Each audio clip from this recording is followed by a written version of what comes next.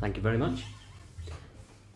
Just before you started there, we're talking about my favourite. Do you have a favourite song yourself?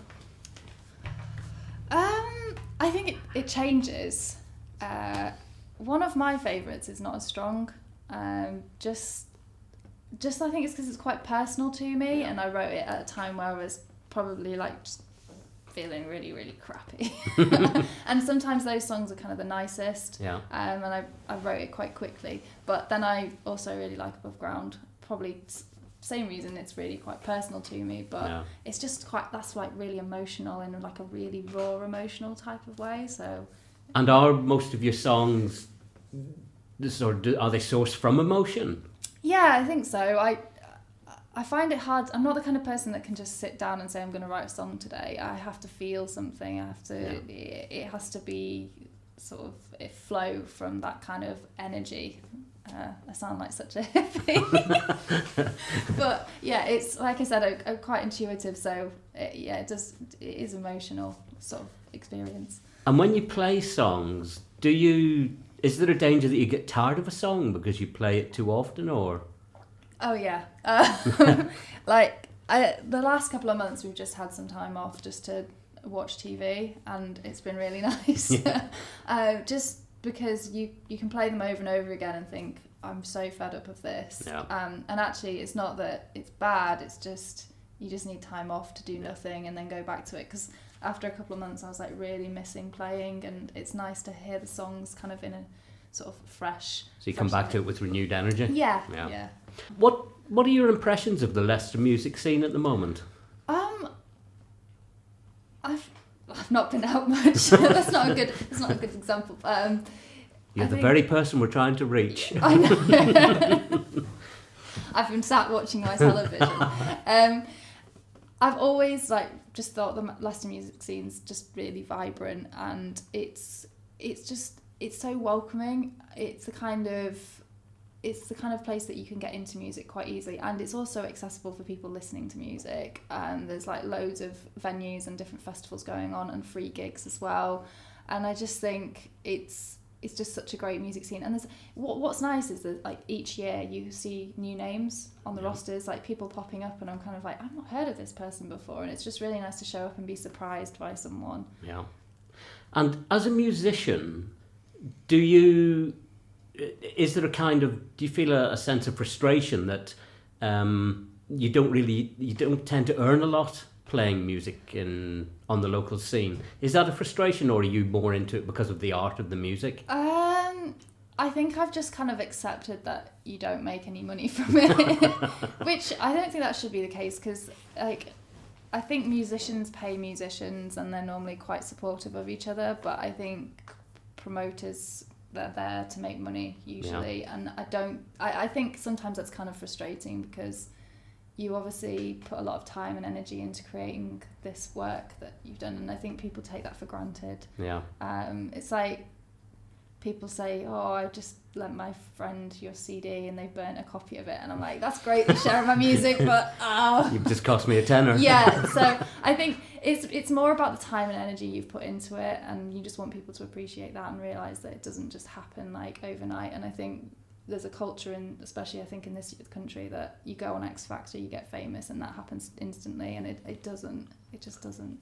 That seems now to be the prevalent idea, that you do go on some reality show and all of a sudden you're a celebrity, whereas it used to be, and I think there probably still are people who work the circuit, go around clubs, go around towns, go around the country and do it on the back of that. Do you think that's harder to do nowadays? I don't think it's harder than it was. I just think you've got to just keep at it. I mean, two people that I really admire are Katie Tunstall and David Gray, because they did it for years and years and years. Katie Tunstall left school at 16 and went around Europe and gigged, and she didn't make it until she was 30. And that's a long time to say, I'm going to continue doing this and hoping that you're going to get your break. I don't think most people have that in them. I mean, you see a lot of bands about, but how many of them actually keep at it for a long period of time? Yeah. And as a kind of follow-on from that, what are your thoughts about the likes of Jake Bugg, Sam Smith, who seem to have almost been plucked from nowhere and all of a sudden they're big stars? I don't think you can kind of hate them for that. I think they've obviously got a lot of talent, and they are songwriters, but I think the thing about music, any kind of art, is to some extent it's kind of right place, right time. And if they were in the right place at the right time, I think just good luck to them. Yeah, good luck. And I think you do have to support that in a way, and you just kind of hope, maybe one day. It'll be me. Yeah, but there's different types of musicians as well. If you're kind of a bit alternative, that's probably not going to happen. You probably have to work a lot harder at it, whereas pop goes down easy, so it's easier to sell. So I think you just got to be aware of that. If you want to make money, you've got to play pop music. If you're not too fussed about the money, play the music that you love. If you love pop, then you're winning all round. You're on to a winner. Yeah. Sam Smith had quite a funny right time, right place story. I was watching an interview the other day, and he was saying that he went to a gig when he was 16 and heckled the support act audibly, and they definitely heard. And he found them on MySpace later, and there was an exchange and stuff like that, and he apologised, and it turned out he bumped into him, I think about 4 or 5 years later, and this guy had become a manager in the industry, and this guy actually became his manager in the end, so that was a good So there wasn't karma. No. He got away with it. What are your plans then with your music? Are you hoping to maybe go further afield with it, go around the country, or? I'd like to play some gigs around the country, and also it'd be kind of fun to go to Europe if I can, because supposedly the gigs over there are amazing. So that's kind of on my list of things to do, just because you get different responses from different cities, and it's kind of nice to get out there and see what other people think of your music. How easy is that to arrange? It's not very easy, especially if you've got like a whole band, and we all work full time. Yeah. And everyone has their own commitments, so arranging that is not simple. So it might just be that it's like me going out by myself and playing some small venues. Yeah. Where have you played around the country? We played in London. Did a kind of open mic thing there. We also played in Bristol, and we're hopefully going back to Bristol. Bristol's amazing. Really I've heard it's quite buzzing down in Bristol. It's an interesting city. We've played in Manchester like a really long time ago, Nottingham, but hopefully kind of going back to all those places and maybe adding a couple of other places to our lineup. And what kind of crowds do you tend to get when you go there? Because you're going to be going in as an unknown band, aren't you? Yeah. And quite often you'll find crowds, even at a gig in Leicester, they'll come for one out of 3 or 4 bands and then disappear. And I always think that must be quite crushing when you're on stage. When we went to London, we've got quite a lot of friends in London, so they all came out, which was so nice. Yeah, and I only like a played, big party. Yeah, it was a bit of a party, but I only even played 3 songs, and they all came out for that, so that was really nice to have that support.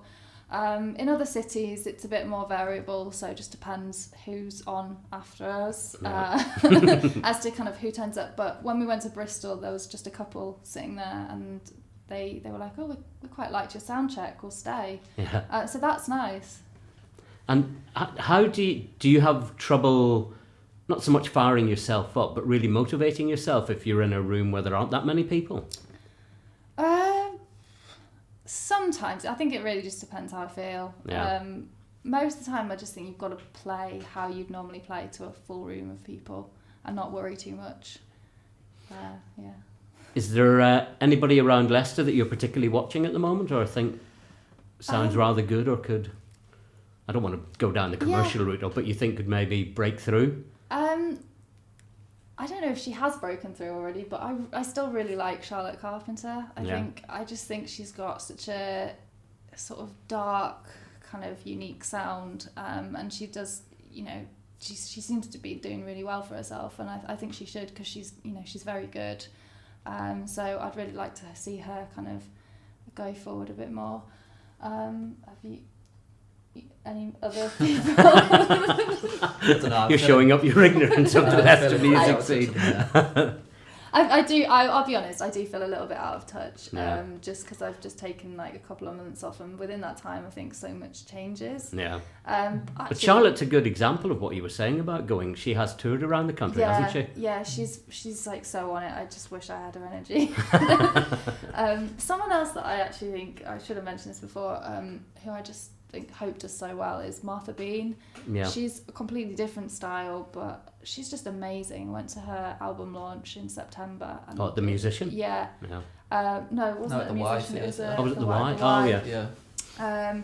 And it was like the most amazing gig, just absolutely magical. So yeah. Lovely. Could we ask you to do us another couple of songs, please? Yeah. So I think we're going to play Blueprint and then Above Ground. Right.